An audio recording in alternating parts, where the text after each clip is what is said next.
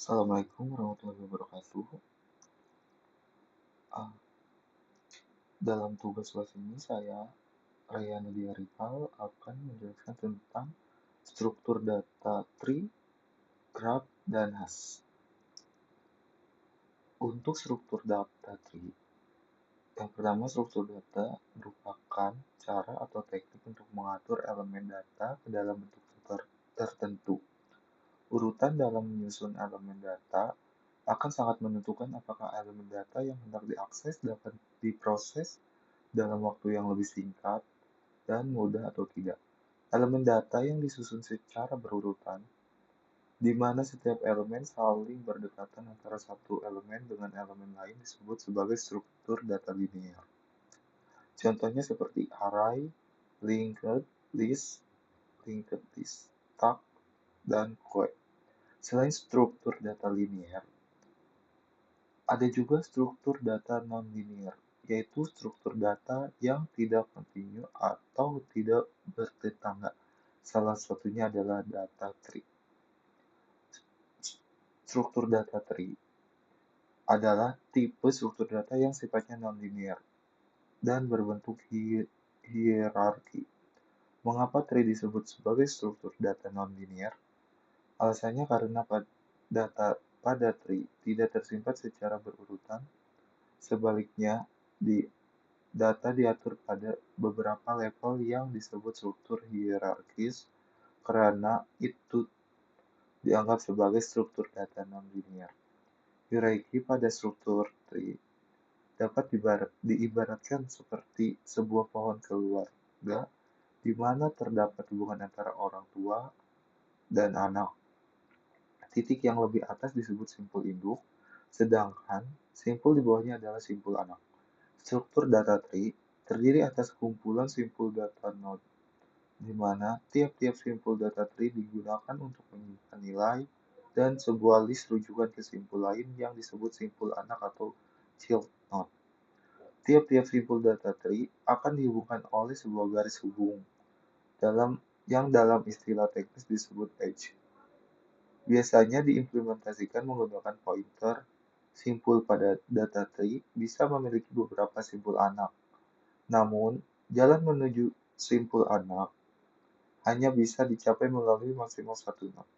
Apabila sebuah node atau simpul tidak memiliki child node sama sekali, maka dinamakan leaf node. Struktur data ini adalah metode khusus untuk mengatur dan menyimpan data di komputer agar dapat digunakan secara lebih efektif. Ini contoh studi kasus dari struktur data tree hasil pengelompokan barang di perusahaan retail. Di sebuah toko retail berorganisasi katalog produk mereka agar pelanggan dapat dengan mudah mencari barang atau mereka memiliki katalog atau juga untuk pegawainya dengan mudah mencari barang yang diinginkan oleh pelanggan. Mereka memiliki kategori utama dan subkategori yang berhubungan. Untuk yang pertama, perorganisasian yang efisien kategori dan subkategori. Produk terstruktur dengan jelas, memudahkan pengelompokan dan pencarian produk.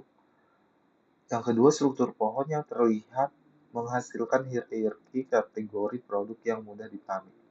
Yang ketiga, pencarian produk yang efisien memudahkan pengguna untuk menemukan produk dalam kategori tertentu menggunakan metode pencarian yang cepat.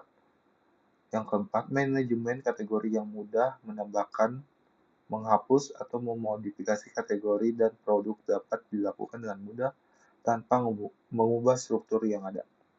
Yang kelima, navigasi yang intuitif mempermudah pengguna dalam menjelajahi katalog produk, memberikan pengalaman belanja yang lebih baik. Contohnya, contoh hasil dari studi kasusnya, di sini ada beberapa kategori, ada elektronik dan fashion. Di dalam kategori elektronik, ada subkategori seperti smartphone Android, iOS, dan laptop. Untuk smartphone Android, produknya terdiri dari Samsung Galaxy S24, Xiaomi Mi 12, dan untuk iOS, Produknya terdiri dari iPhone 14 dan laptop belum dimasukkan. Untuk kategori fashion, kategorinya ada pria dan wanita. Untuk produk kategori pria, ada polo, jam tangan, sedangkan untuk subkategori wanita ada dress dan kacamata. Yang berikutnya adalah struktur data graph. Struktur data graph adalah jenis struktur data umum yang susunan datanya tidak berdekatan satu sama lain atau non-linear. Graf terdiri dari kumpulan simpul, berhingga untuk menyimpan data antar dua buah simpul terdapat hubung saling berdekatan. Simpul pada graf disebut dengan vertex, sedangkan sisi yang menghubungkan antara vertex disebut edge. Pasangan XY disebut sebagai XY yang menyatakan bahwa simpul X terhubung ke simpul Y. Sebagai contoh terdapat graf seperti berikut.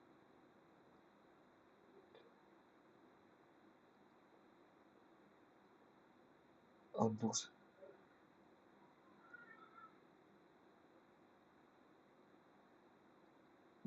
gambar yang tersebut menghubungkan antara 0, 1, dan 2, sedangkan untuk yang 3 terpisah. Graf di atas terdiri atas 4 buah vertex dan 4 pasangan sisi atau edge. Dengan vertex disimbolkan P, Q dilambangkan dengan E, dan graf disimbolkan G. Ilustrasi di atas dapat tertulis dalam notasi berikut. P-nya yaitu 0, 1, 2, 3, E-nya yaitu 0, 01, 02, 03, 12. Untuk G-nya V sama E. Graf banyak dimaksud untuk menyelesaikan masalah dalam kehidupan nyata, di mana masalah tersebut perlu direpresentasikan atau diimajinasikan seperti sebuah jaringan. Contohnya adalah jaringan sosial seperti Facebook, Instagram, LinkedIn, dan lain-lain. Pengguna di Facebook dapat dimisalkan sebuah simpul atau vertex sementara. Hubungan pertemanan antara pengguna tersebut dengan pengguna lain direpresentasikan sebagai edge. Tiap-tiap vertex dapat berupa struktur yang mengandung informasi seperti ID user, nama, gender, dan lain-lain. Tidak hanya data pengguna, data apapun yang ada di Facebook adalah sebuah simpul atau vertex, termasuk foto, album, komentar, event, grup, story, dan lain-lain. Pengguna dapat mengunggah foto. Ketika telah diunggah, foto akan menjadi bagian dari album. Foto juga dapat dikomentari oleh pengguna lain, dan mereka dapat saling berbalas komentar.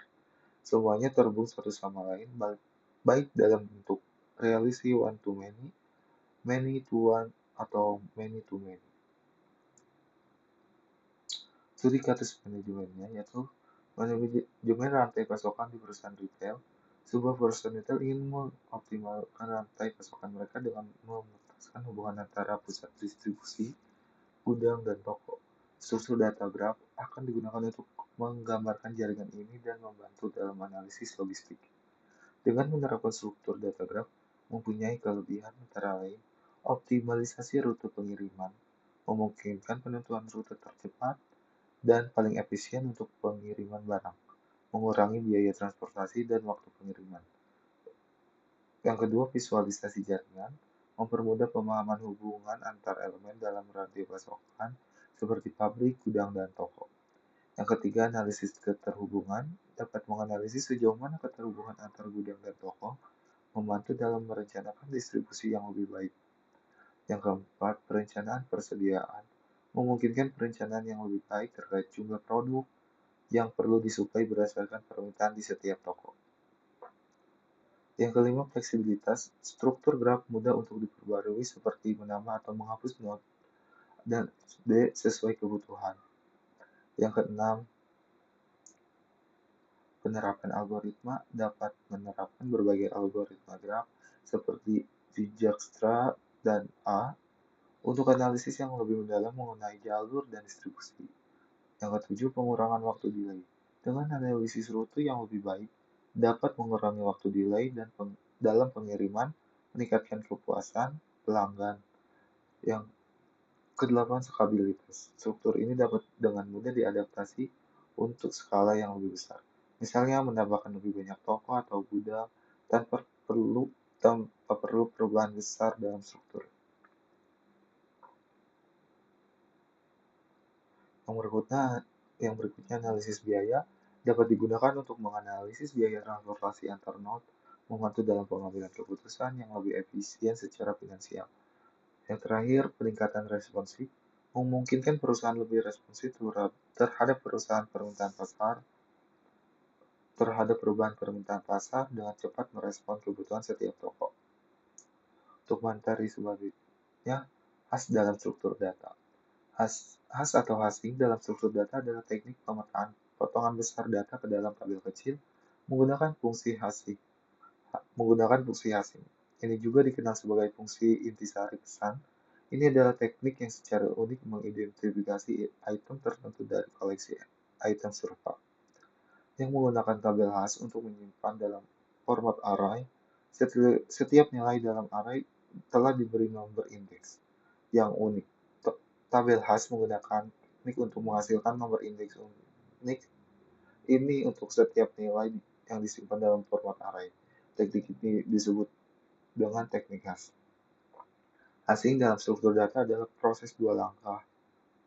Yang pertama yaitu fungsi khas mengubah itu menjadi bilangan bulat atau nilai khas. Integer digunakan untuk sebagai indeks menyimpan data hasil.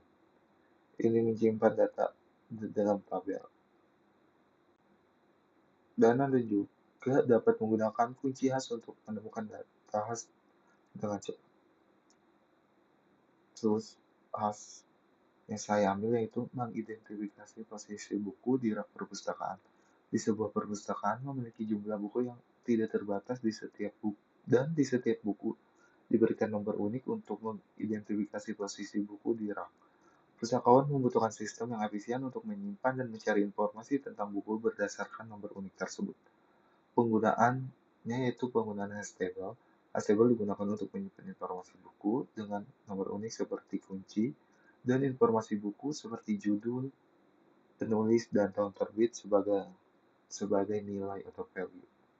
Manfaat menggunakan hash table, kecepatan akses, mencari, menambahkan, dan menghapus buku dilakukan dalam waktu rata-rata, sehingga sangat efisien untuk perpustakaan dengan banyak buku. Yang kedua, simplicity. Struktur hash table mudah dipahami dan digunakan memudahkan pustakawan dalam pengolahan data buku. Yang ketiga, penyimpanan unik. Setiap buku memiliki nomor unik sehingga menghindari duplikasi data dalam sistem. Referensi yang saya ambil dari artikel Tribusi, yaitu struktur data tree, struktur data graph juga dari artikel Tribusi. Yang hasil saya ambil dari website Jit. Sekian presentasi saya. Kurang lebihnya mohon maaf. Wassalamualaikum warahmatullahi wabarakatuh.